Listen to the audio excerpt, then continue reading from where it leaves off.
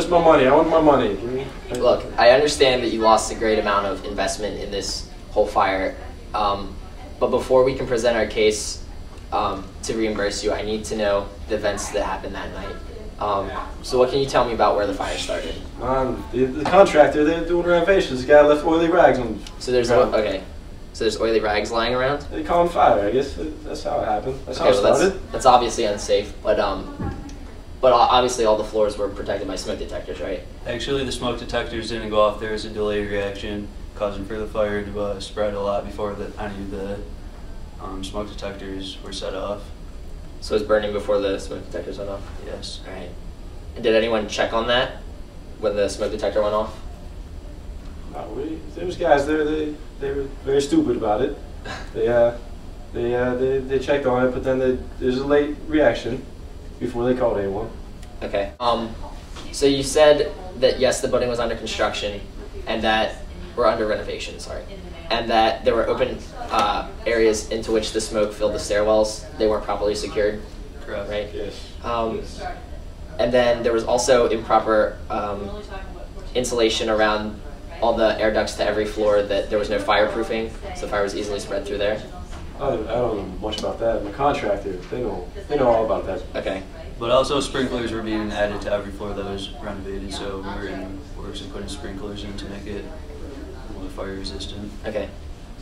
And then the electrical box, it was improperly enclosed, and that's how the fire cut the power source, both the primary power source and the secondary power source? Yes. Okay, so that was a big problem as well.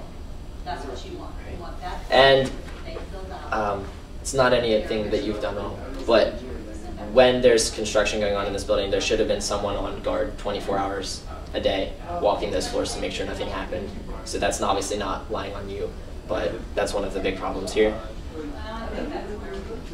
Also, the smoke spread through the stairwells very quickly because they were open. Right, and through the air ducts. So I've heard horizontally and vertically. Yeah. So it went up. All right, that'd make it very hard to fight. And from also what I've heard, the windows burst open from extreme heat, causing the fire to be fueled. Yes, they use cheap windows. They use cheap windows. And so that helped the fire spread. And another problem that I heard about was the pressure valves on the standpipes. Is this true?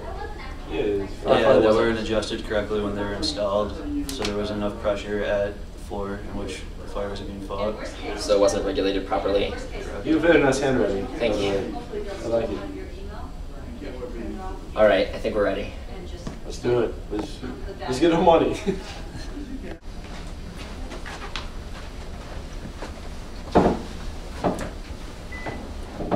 Before we open the floor for questions, my clients would like to make a statement regarding the fire. Yes, thank you. My lawyer. That's my lawyer. Yes, my heart goes out to the firemen who lost their lives in my building. It's very sorry to you and your families. Yeah, and some changes need to be made as far as building goes to prevent fires like this and tragedies like this from happening again. As you know, this comes as a big surprise to all of us, seeing as how these gentlemen own various properties and nothing like this has ever happened before. But in regard to that, the losses on this property have been about... Who drew this? Who drew it? Let's throw it away. Get on. Come on. Anyway.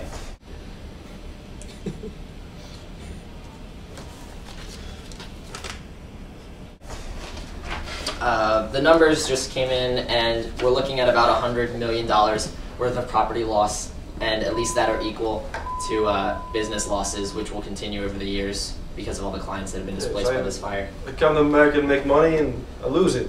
How do I make money if my building's on fire? You know? Yes? Yes. And now we'd like to open the floor for questions. Yes, I have a question.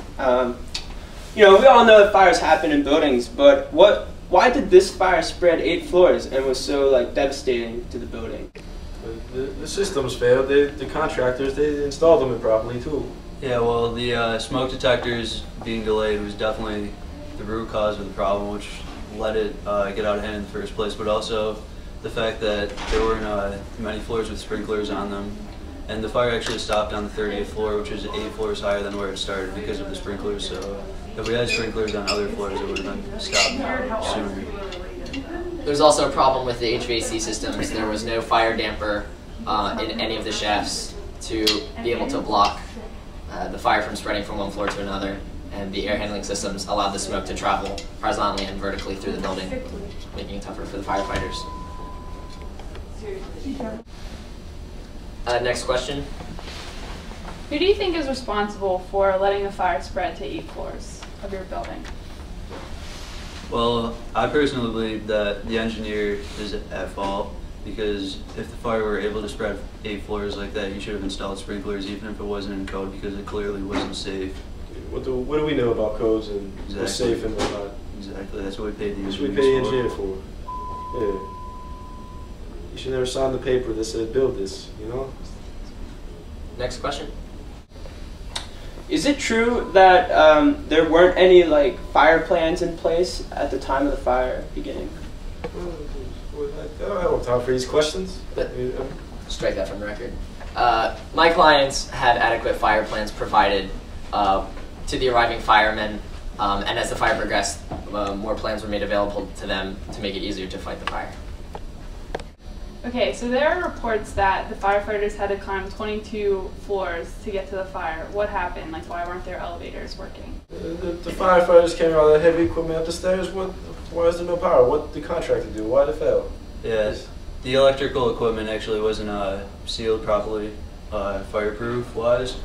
So actually the main and emergency generators both failed, causing the entire building to lose power. So that's why the elevators did not work.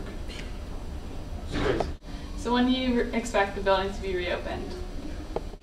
Probably never. I mean, the structuralism, the building, how can it stand? It's on fire. What my client is trying to say is the structural integrity of the building has been damaged beyond repair because of the heat and prolonged burning of the fire. The steel girders are bending, and it's not sound to have business. So it'll fall over? It'll fall over. Possibly. Alright, that's enough questions for now. Yeah, so I got to go. I don't have time for this. I'll go feed my puppy. Fluffy, she needs medication. She's hungry too. Thank you for your time.